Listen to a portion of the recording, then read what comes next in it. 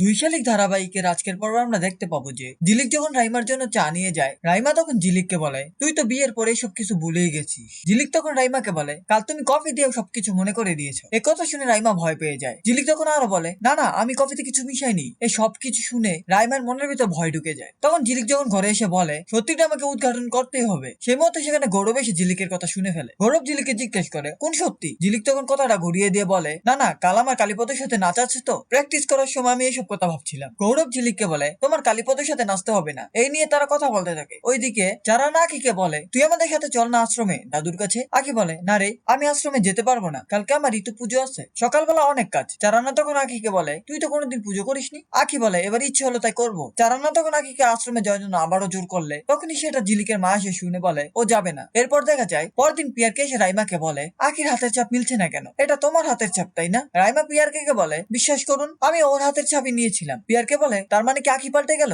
রাইমা বলে, ও বিয়ের পর থেকে অদ্ভুত আচরণ করছে, ও পাল্টে গেছে। এই সবকিছু আবার ঝিলিক দরজার বাইরে থেকে শুনছিল। তখন রাইমা বলে, আমার মনে হচ্ছে এ আঁকি সে আঁকি নয়। এই ছিল দুই শালিক ধারাবাহিকের আজকের আপডেট। পরবর্তী আপডেট গুলো সবার আগে পেতে চ্যানেলটি সাবস্ক্রাইব করে পাশেই থাকুন।